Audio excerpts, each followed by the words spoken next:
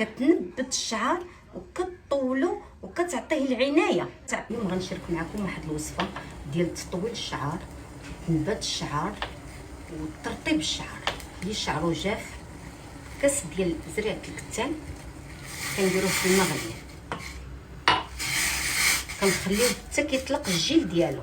دابا كنصفي داك الجيل، ها هو كنصفيه مزيان. هاد الوصفه غنديرها في شعري، معتمده. عندك هادي وعندك القشر ديال البنان كيخليو ليا شعري غزال. غندير هاد الزبيده هادي بور دو كاريتي، ها هي كتبغيش تخرج ليا.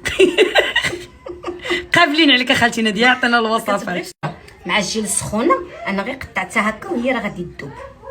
هادي زيت ديال الزلجلان، زيت السمسم، ماشي السمسم، الزيت ديالو. هي اللي كتطلب هاد الوصفه، كتنبت الشعر وكطولو وكتعطيه العنايه، تعطيه الكثافه والعنايه، كتخلي فيه حتى ديك لابغيونس ملي كيتغسل في الشعر. زوينه 2 معالق كبار.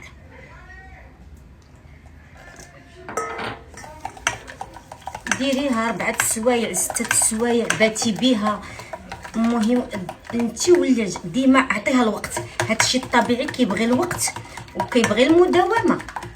الا ما عندك هادي ديري هادي، الا ما عندك هادي ديري هادي. ماشي مشروط نمشي نشري 40 عشبه و60 عشبه و80 عشبه، لا، غير 2 حاجات قادين حاجه.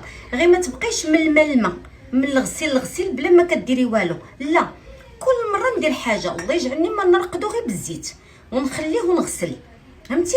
اليوم درت وصفه ديال العشوب، السيمانه الجايه ندير وصفه ديال هكا الزرارع ديال الترطيب. مره ندير غير لوسيون في شعري، واخا الله يجعلني ندير غير قناع ديال النعناع العبدي مع اللويزه مع هادي وندير بخاخ ونرش البابنوج بخاخ. المهم اي حاجه ما تخليش شعرك من الماء هو اللي كيطيح. هو كيضررو. الماء فيه الكركير هو اللي كيضرر الشعر. فهمتي؟ ضروري من العنايه، بحال ديك الشجيره الا سقيتيها وتهليتي فيها كتثمر وكتعطي النتيجه. هكا بالنسبه للشعر، هذا راه ماسك خطير للشعر، ضروري تجربوه وتردوا علينا في لي كومونتير. الله يعطيك الصحه خالتي ناديه. شكرا وبالصحه والراحه.